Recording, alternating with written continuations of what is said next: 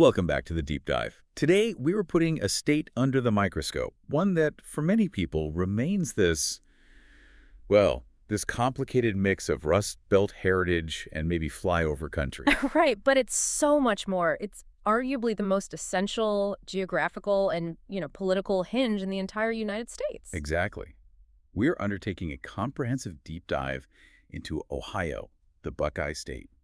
It's the perfect subject for this kind of intense analysis because Ohio has, well, it's always functioned as a sort of microcosm of America. A microcosm, how so? Well, you have the historical anchor, it's the mother of presidents, the birthplace of aviation, but it is also, right now, a testing ground for modern American challenges. So it connects the industrial Northeast and the agricultural Midwest. And its identity is just constantly being forged by economic transformation and these pretty volatile political shifts. Absolutely. Our mission today is to take this massive stack of sources, detailing everything from ancient earthworks to contemporary voting patterns, Right. and just distill the key fascinating takeaways. Right. We want to uncover the surprising facts that really make Ohio the crucial geographical and cultural link that it is. And that starts with its very name, which grounds the entire state identity in its most vital resource, water. Okay. The name Ohio is derived from the Seneca word ohizio, and it translates powerfully to good river, great river, or large creek. So right from the beginning, it's about the river. It tells you that from the start, this place was defined by its access to that essential flow of life and commerce. It sets the stage perfectly. Now, Yeah. before we jump into the deep past, we have to share a few snapshot facts that really capture the paradoxical nature of the state's identity. Okay. Everyone knows the nickname, the Buckeye State, after the tree. But the official state beverage, since 1965, is something else entirely. That would be tomato juice. Tomato juice. It's one of those wonderfully peculiar details, and it speaks volumes about the historical importance of, truck farming and the canning industries in Ohio's agricultural past. Especially in the Northwest region. Exactly. It's a nostalgic nod, maybe, to an era that came before the rise of steel and automotive production. And then there's the state fossil. Huh. It's not some massive dinosaur. It's Isotylus maximus, a trilobite. A trilobite. I mean, think about that. A 450-million-year-old sea creature, a fossil from the Paleozoic era, is the official state fossil of a landlocked, modern industrial state.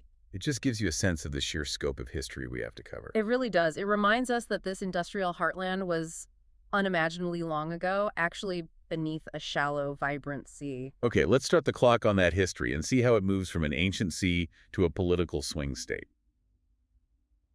So when we talk about Ohio history, we are not starting with colonial maps. We are starting with indigenous settlements stretching back, 12,000 years? That's right. The sources indicate humans were actively present in the Ohio Valley as early as 10,000 BC. And we know this from things like Folsom and Clovis spear points. Exactly. Sophisticated tools from some of the earliest North American inhabitants.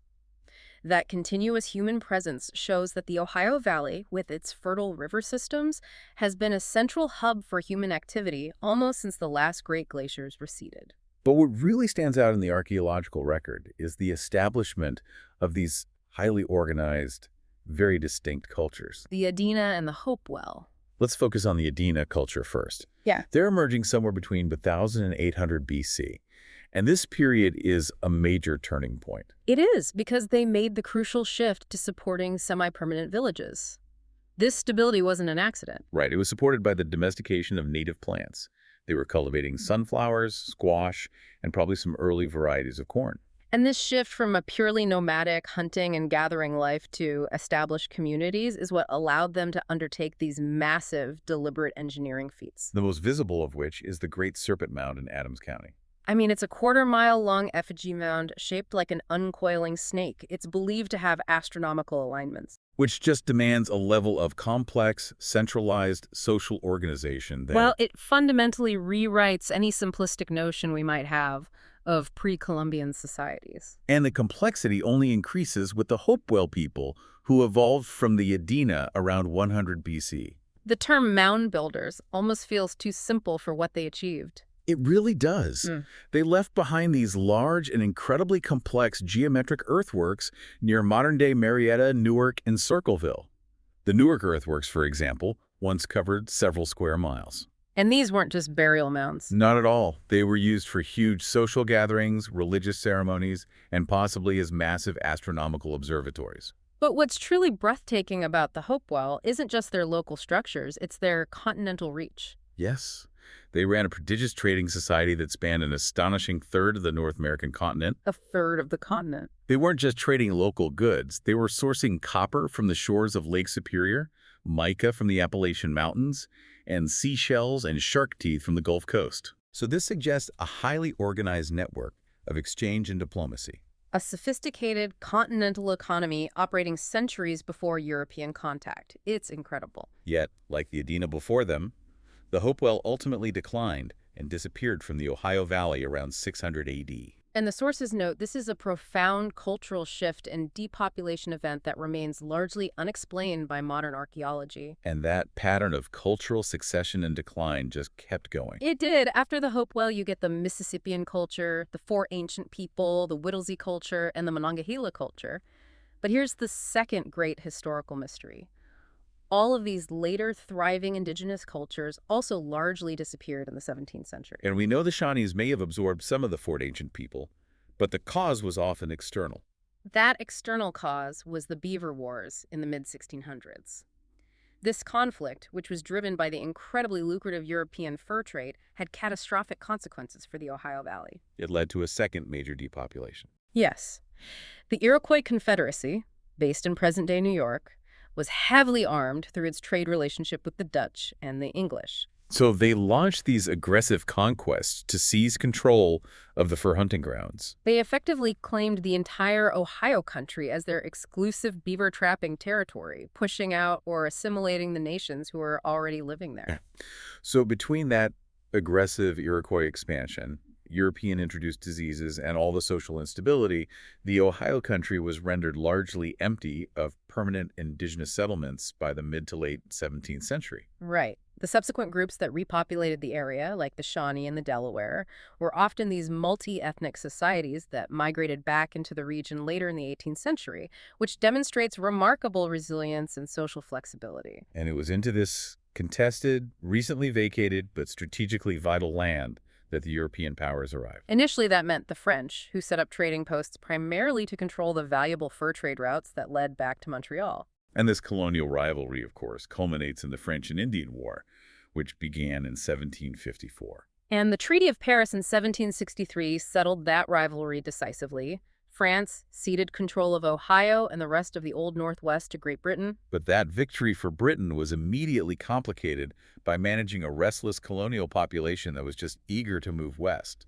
The British response was, from the perspective of the American colonists, a policy disaster. First came the Royal Proclamation of 1763, which strictly forbade any colonial settlement west of the Appalachians. It reserved those lands as native territory. American settlers and, land speculators saw this as a direct denial of the spoils of war they had just fought for. But the British doubled down with the Quebec Act of 1774. Right, which annexed the entire Ohio country to the province of Quebec. And that move was intended to centralize British administration of the crucial fur trade, putting the whole Ohio Valley under Quebec's authority. For the colonists, it was an intolerable restriction on westward expansion. And the source material frames it as one of the key legislative acts that directly contributed to the American Revolution. Absolutely. The colonists saw the Ohio Valley as their future, and the Crown was actively blocking it. So even though the Western theater of the Revolutionary War never produced a really decisive victor, when the Treaty of Paris was signed in 1783, Britain ceded all its claims to the Ohio country to the new United States. It was now U.S. territory. But the question remained, what kind of territory was it going to be? And this is where the political DNA of Ohio was really established. The Northwest Ordinance of 1787. This established the Northwest Territory, and it included a provision that would forever define Ohio's identity, the prohibition of slavery. The economic and political consequences of that provision were just immense. Oh, absolutely. It immediately set Ohio on a trajectory that was fundamentally different from its southern neighbors, Kentucky and Virginia, which relied on slave labor. So it guaranteed that the settlement of Ohio would be based on free labor, small land ownership, and industrial development. Rather than plantation agriculture. And on top of that, the ordinance established the systematic grid system for land division. creating those organized rectangular land plots we associate with the Midwest, which ensured clear titles and promoted orderly settlement. But settlement couldn't be entirely orderly because the indigenous groups were still there, still powerful and, rightly resisting. Which led to the Northwest Indian Wars. The U.S. fought a brutal, decade-long campaign against the Western Confederacy, which was a coalition of Native American tribes. And this conflict eventually forced the indigenous groups to cede huge amounts of territory, including much of present-day Ohio, in the Treaty of Greenville in 1795. That treaty marked the effective, though tragic, end of major Native American land claims in the region, and it cleared the way for American statehood. And to lead that settlement, we have to turn to the father of Ohio, Rufus Putnam. He is such an important figure. He wasn't just a military man. He was George Washington's chief engineer during the Revolution. He was a master planner. He was instrumental in drafting and successfully lobbying for the Northwest Ordinance. Putnam understood that successful settlement needed to be organized and principled. He founded the Ohio Company of Associates and organized Marietta, the first permanent non-military settlement in the territory. And he built that crucial fortification, Campus Martius. But what truly demonstrates his foresight was his commitment to education. Right. He wasn't just thinking about survival. He was setting up a whole civic society. The sources emphasize his plan to set aside substantial amounts of land explicitly for the establishment and endowment of schools and universities. He even created the plan for the Muskingum Academy in 1798, which would eventually evolve into Marietta College. So this focus on education and organized, systematic land division combined with the prohibition of slavery. It created the core values that defined Ohio's early population values of diligence, organization, and a powerful sense of civic duty that would manifest powerfully in future national conflicts. The trajectory from territory to state was rapid, though, as we'll see, not entirely seamless. Ohio became the 17th state admitted to the Union on March 1st, 1803. This made it the first post-colonial free state under the Northwest Ordinance. It was a huge milestone. But there's a magnificent administrative oversight tied to this event. Oh, this is one of my favorite bits of trivia. Here's where the administrative history gets bizarre. 150 years later, in 1953, historians in Congress realized they had never passed a formal resolution admitting Ohio to the Union. It was a classic bureaucratic oops. Ohio had been functioning perfectly well as a state for a century and a half, sending senators, electing representatives, ratifying amendments, but that final official piece of paperwork was missing. So for Ohio's sesquicentennial celebration in 1953, Congress had to pass a bill making statehood formally retroactive to the original date of March 1st, 1803. It's just a great reminder that political realities often precede legal formalities. And speaking of formalities, the capital couldn't even settle down. The state had 3 capitals. Right. Chillicothe from 1803 to 1810, then Zanesville for 2 years, then back to Chillicothe. Before finally selecting Columbus in 1816. And Columbus was specifically chosen for its geographic centrality. It underscores the early state's commitment to uniting these disparate regions, the Ohio River Valley settlements in the south, and the developing settlements near Lake Erie in the north. That desire for central administration proved prophetic, didn't it? Given how central Ohio remains to national commerce today. Absolutely. But that early statehood period was immediately challenged by renewed external conflict in the War of 1812. And Ohio, given its location, found itself directly on the front line of the Western theater. The war was inextricably linked to the ongoing Native American resistance. Tecumseh's War, led by the brilliant Shawnee chief Tecumseh, was already underway in 1811. So when the U.S. declared war on Britain, the British forces sought to align themselves with Tecumseh's coalition. They were aiming to roll back American expansion. The most critical battle for Ohio was the naval engagement on Lake Erie near Put-in Bay in 1813. Commodore Oliver Hazard Perry's victory. He famously said, "We have met the enemy, and they are ours." That victory secured the northern border, led to a crucial British surrender, and soon after, Tecumseh's death. And Tecumseh's death really represented the end of organized, widespread Native American resistance in the Ohio Valley. It did. While some groups remained, the majority of the Shawnee were forcibly moved west in subsequent years. This pattern of forced removal culminated in the final displacement by 1842. That's when the U.S. government compelled all remaining Native Americans out of the state. Which directly links Ohio's history to the broader, tragic context of Indian removal across the Midwest. Now, that was a bloody conflict with existential stakes. But just 2 decades later, Ohio found itself in this bizarre, almost comical showdown over a strip of land. The Toledo War of 1835. This is one of the most beloved administrative footnotes in American history. It really is. Ohio and the Michigan Territory feuded over the Toledo Strip, a roughly 468-square-mile wedge of land. The whole dispute was triggered by conflicting state and territorial surveys that had been drawn up years apart. It sounds minor, but controlling that strip meant controlling the mouth of the Maumee River and the critical port that would become Toledo. And that port was viewed as essential for future canal and rail commerce connecting Lake Erie to the vast Ohio Valley. So both Ohio and Michigan mobilized their militias, laws were passed and counterpassed, and minor scuffles broke out. The skirmishes were largely bloodless, which is why it gets the almost war nickname. The largest act of violence was reportedly one militiaman being stabbed with a penknife during a heated argument. But the stakes were high enough that Congress had to intervene. And they did so brilliantly by tying the resolution to Michigan's statehood application. The compromise was a political masterstroke. It was. Michigan gained the western two-thirds of the Upper Peninsula, a massive territory that later proved rich in copper and iron ore in exchange for formally giving up its claim to the Toledo Strip. So the strategic insight here is clear. Ohio prioritized access to the port and the Lake Erie trade route. And Michigan, eager for statehood and gaining a huge tract of mineral-rich territory, agreed. It defined that northern border forever. Moving forward to the Civil War, Ohio's foundational values, that legacy of the Northwest Ordinance and its industrial base, really came to the forefront. The sources are clear on this. Ohio contributed more soldiers per capita than any other Union state. It was an indispensable industrial and agricultural engine for the Union. The Ohio River became the vital supply artery that supported operations in the Western Theater. But the war wasn't fought solely on distant battlefields. It came right to the state in 1863 with Morgan's raid. That moment must have been terrifying for Ohio residents. Confederate cavalry under General John Hunt Morgan attacked and ransacked towns all along the Ohio River. And this raid, though militarily insignificant in the grand scheme of things, caused widespread panic because it represented the deepest penetration of Confederate troops into Union territory during the entire war. It shook the confidence of the home front. And forced the mobilization of local militias. But the state's lasting legacy is really its leadership.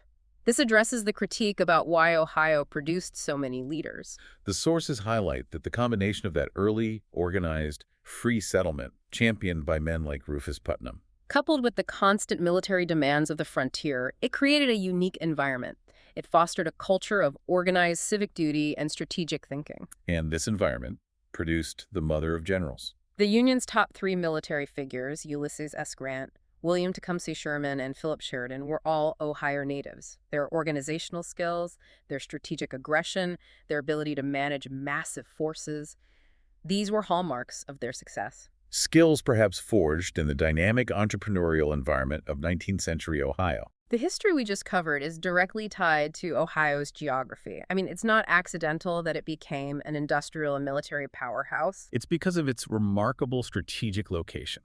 Ohio functions as the physical hinge connecting the manufacturing and population centers of the Northeast to the agricultural and logistical hubs of the Midwest. And that position dictates massive economic advantages even today. Oh, absolutely. Look at the logistics.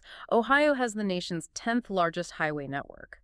But more critically, the state is positioned to be within a one-day drive of 50% of North America's total population. 50%. Yeah. And 70% of North America's manufacturing capacity? That is staggering. It means moving goods from Ohio is fundamentally easier than from almost anywhere else on the continent. And that connectivity is reinforced by its waterways. The northern border features 312 miles of Lake Erie coastline, which supports major cargo ports like Cleveland and Toledo. These ports were critical to the rise of the steel and automotive industries, and they remain vital international shipping centers. But the southern border holds that major legal and geographical quirk we need to talk about, especially since it relates to our final provocative thought. Right. Ohio borders Kentucky and West Virginia via the Ohio River, but the state, ironically, barely owns the river itself. This is a highly technical, kind of archaic legal boundary. Can you break it down for us? Sure. The U.S. Supreme Court ruled that the boundary between Ohio and its southern neighbors is the northern low water mark of the Ohio River as it existed in 1792. Okay, so what does that mean in practical terms for you, the listener? It means that Kentucky and West Virginia own nearly all of the river water. If you are standing on the Ohio riverbank, Kentucky legally owns the water almost up to your ankles, depending on the tide and seasonal flow. So Ohio only controls the small strip of land between that 1792 low water mark and the present high water mark. Exactly. It's a boundary defined by a surveyor's mark from 2 centuries ago, effectively making Ohio a spectator to the management of the great river that gave the state its name. That is a fundamental tension baked right into the state's geography. Moving inward, the state's physical landscape is surprisingly diverse. It is, and it's defined primarily by glaciation. Much of the state is characterized by the glaciated till plains. These areas, including the famous Great Black Swamp region in the northwest, were smoothed, flattened, and enriched by ancient glaciers that retreated millennia ago. And that flat, fertile land facilitated massive agricultural output and later, the easy laying of rail lines and highways. But travel to the southeast quadrant, and you hit a completely different terrain, the unglaciated Allegheny Plateau. This region was never covered by the glaciers. Exactly. It's rugged, steep, heavily forested, and geologically identical to West Virginia. This creates a distinct socioeconomic unit within the state. The Appalachian Regional Development Act defines 29 Ohio counties as part of Appalachia. And while only about 12.8% of Ohioans live there, this region has a unique Appalachian heritage, often wrestling with different economic and infrastructural challenges compared to the highly industrialized cities of the plains. We also see a significant hydrological divide crossing the state. Right. Rivers in northern Ohio drain north into Lake Erie and then the St. Lawrence River out to the Atlantic, While southern rivers drain into the Ohio and Mississippi rivers, eventually reaching the Gulf of Mexico. So Ohio is a key continental watershed split, sending its water to 2 different oceans. This reliance on water has also driven some incredible historical engineering feats. Like during the canal building boom between 1820 and 1850, the state's efforts were surprisingly successful. They spurred the industrial emergence of cities like Dayton, Akron, and Cleveland. And to ensure a consistent water supply for these canals, massive projects were undertaken. Most famous being Grand Lake St. Mary's. Upon its completion in 1845, it held the distinction of being the largest artificial lake in the entire world. It's an incredible testament to 19th century American engineering ambition. But that same reliance on water brought disaster. The Great Flood of 1913 was the state's greatest natural disaster. A massive storm system stalled over the Great Miami River Basin, resulting in at least 428 fatalities and just devastating communities across the state. But the response to that disaster was pioneering. It was. It led to the creation of the Miami Conservancy District, which was the first major comprehensive floodplain engineering project in the entire United States. It established a model for flood control that was copied worldwide. Let's explore the unique climate and fauna quirks. Most of Ohio experiences a humid continental climate, right? That's right, DFAD, DFB, which means distinct seasons, hot summers, and reliable cold winters. But the extreme southern bluegrass region, particularly around Cincinnati, touches the northern periphery of the humid subtropical climate. And what this means in terms of nature is that this area is a fascinating ecological mixing zone. It allows southern flora that normally couldn't survive the standard Ohio winter to thrive. You see things like blackjack oak, southern magnolia, crepe myrtle. And even the rare needle palm taking hold in the bluegrass region. And it hosts unique fauna as well. Like the eastern hellbender. Which is a giant, fully aquatic salamander that is currently the state endangered amphibian. And you also see the common wall lizard of Cincinnati, an established permanent example of subtropical fauna that has adapted to the urban heat island effect. And while you wouldn't necessarily call Ohio earthquake country, the sources do remind us of some geological unrest. Over 200 earthquakes of 2.0 magnitude or higher have occurred since 1776. Including the most substantial known one, the Anna earthquake, which hit magnitude 5.4 in 1937, causing damage across western Ohio. Moving from the natural history to the industrial history, Ohio transformed with lightning speed in the 19th and 20th centuries. The early agricultural economy was almost instantly supplemented by massive industry, particularly steel and oil. Right, capitalizing on its geographic advantages, the industrial foundation was laid extremely early. Hopewell Furnace, one of the first iron manufacturing plants west of the Appalachians, opened in 1804. And by 1853, Cleveland was already the third largest iron and steel producer in the nation. This early momentum was just driven by relentless innovation. And Cleveland was the epicenter of that innovation. The Cleveland Rolling Mill Company, for instance, purchased the first Bessemer converter in the U.S. A game-changing technology that allowed for the cheap mass production of steel. By 1892, Ohio had cemented its status as the second largest steel-producing state, right behind Pennsylvania. And that's not the only giant industry born there. Not at all. Cleveland was also home to the first Standard Oil refinery, established by John D. Rockefeller. He leveraged the logistical advantage of Cleveland's rail and water access to control the refining and transportation of oil. And created one of the largest corporate empires in history. Of course, the state's legacy is also defined by innovation in transportation. Ohio holds the enduring title of the birthplace of aviation.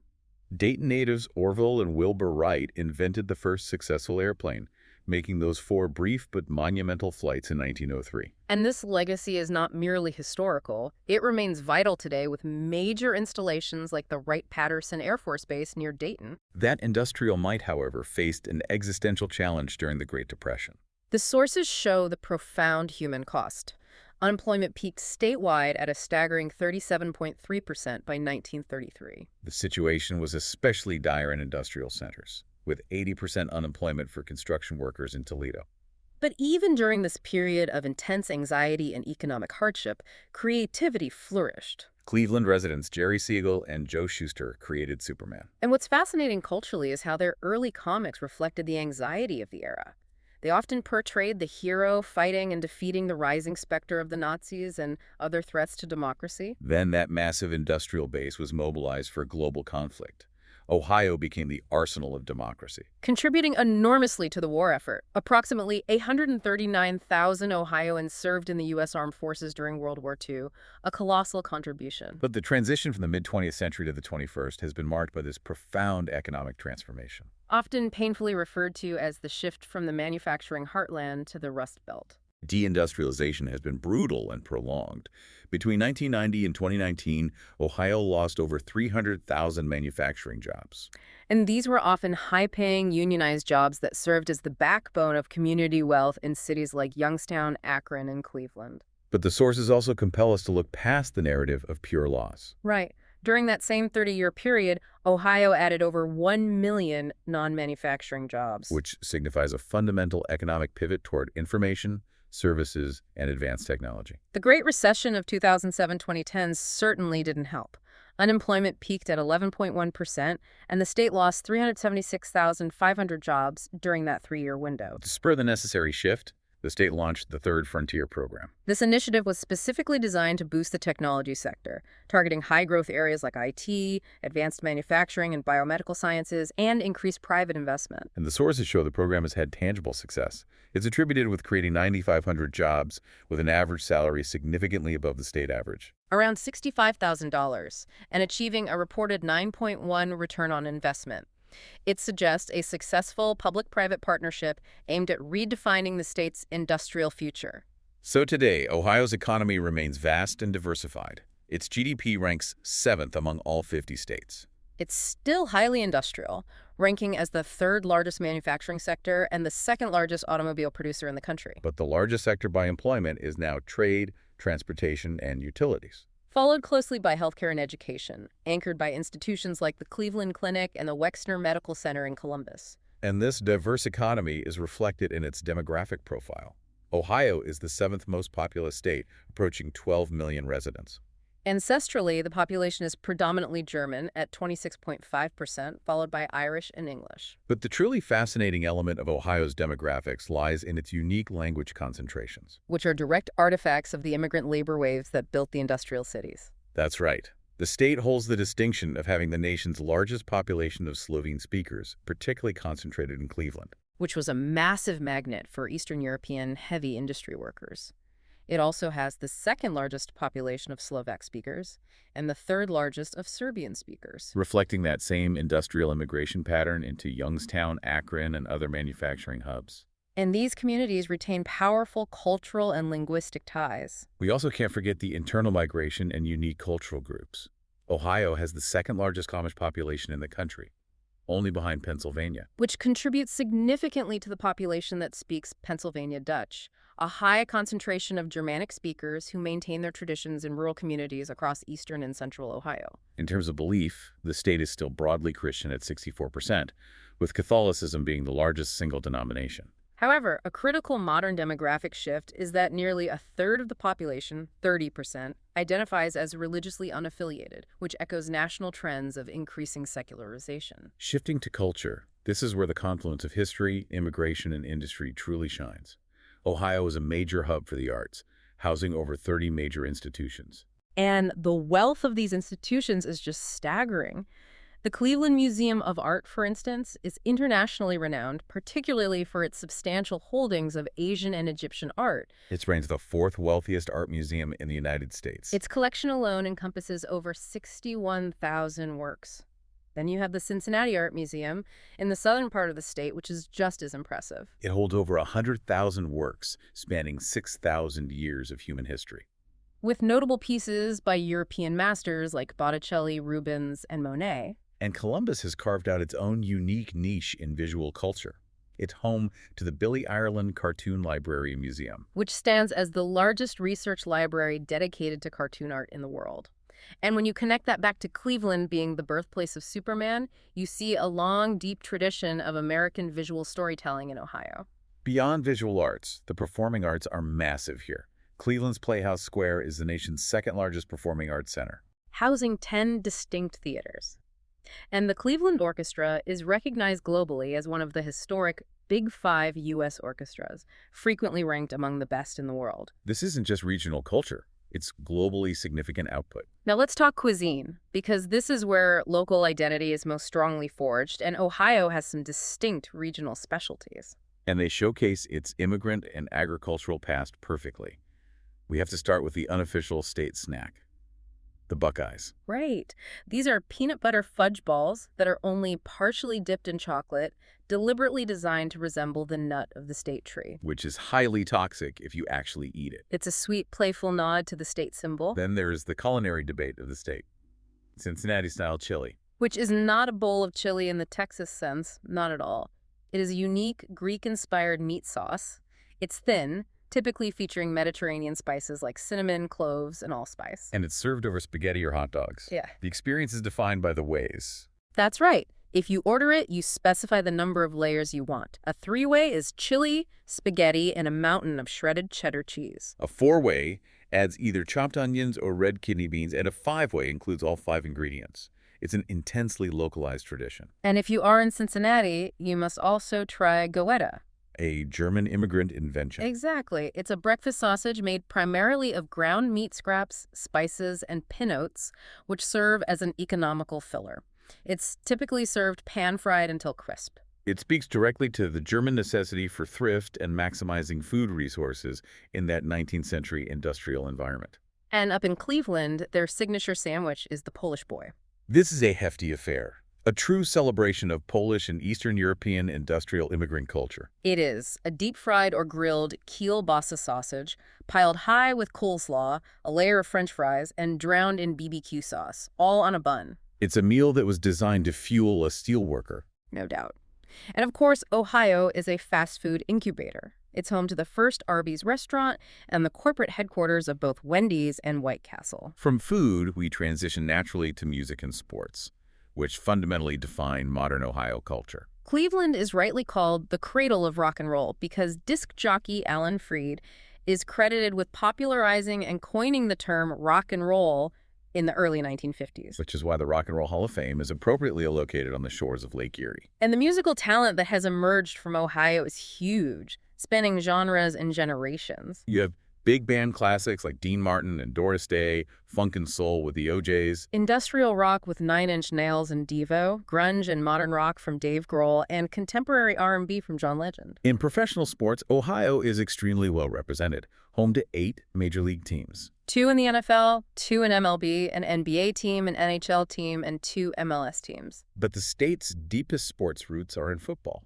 That's right. The National Football League was originally founded in Canton in 1920, initially as the Anglican Professional Football Conference. It demonstrates Ohio's central role in the birth of the nation's most popular sport. The inaugural official league game occurred that same year in Dayton. The Dayton Triangles beat the Columbus Panhandles. And this legacy is why Canton is the permanent enshrined home of the Pro Football Hall of Fame. And we can't overlook the cultural gravity of college sports. Ohio State Buckeyes football has the second highest all-time winning percentage in the NCAA and 9 undisputed national championships. For many residents, college sports are a fundamental expression of state identity, transcending mere athletics. Now let's turn to how this dynamic, diverse industrial state is governed, and how its political identity, which once mirrored the nation perfectly, it's rapidly shifting. The government structure is standard. It follows the familiar federal model with the executive, legislative, and judicial branches. The General Assembly is bicameral a Senate, with 33 districts, and a House of Representatives with 99 members. The judicial branch includes the county courts of common pleas, 12 intermediate courts of appeals, and the 7 justices Ohio Supreme Court.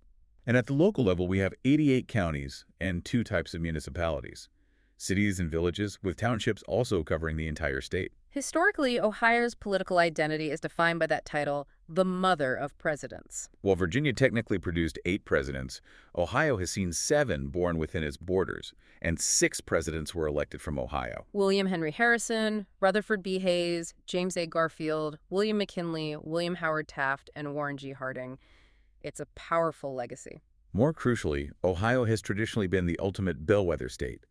Since 1896, Ohio has voted for the winning presidential candidate in 34 of 39 elections since the Civil War. Only missing 3 outliers, 1944, 1960, and 2020. This statistic defined national politics for over a century. And this is the essential rule that held sway over modern politics. No Republican has ever won the presidency without winning Ohio. Exactly. The state served as a perfect microcosm of national trends. It had the necessary mix of urban centers, rural agriculture, and industrial unionized labor to perfectly reflect the American electorate. But that status is losing its power. This brings us to the modern political shift.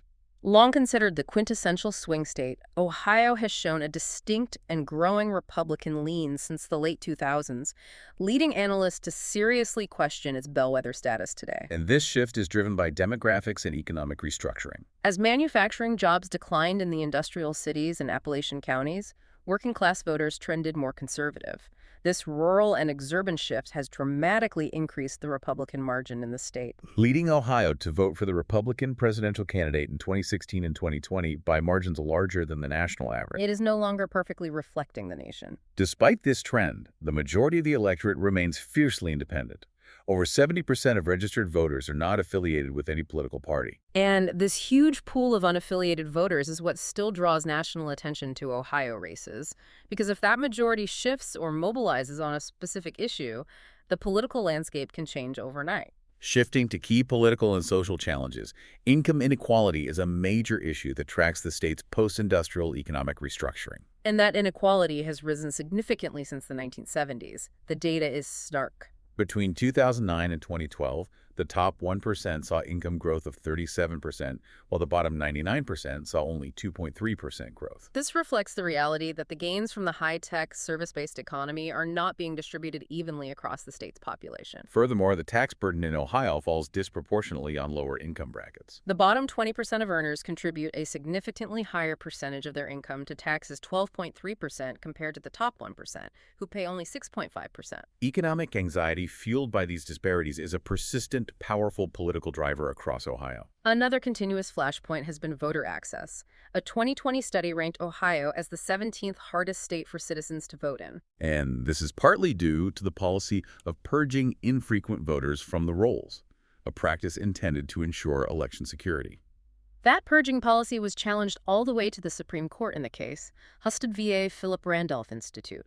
Critics argued it violated the National Voter Registration Act of 1993 by making it too difficult for citizens to maintain their voting rights. It's a continuous tension point between accessibility and administrative control that remains a dominant political theme. And most recently, Ohioans demonstrated the power of direct democracy on abortion rights. In 2023, citizens approved a constitutional amendment strengthening those rights, which was a major statewide social policy decision made directly by voters. It highlighted the power of that large unaffiliated voter bloc to override the state's increasingly conservative legislative lean.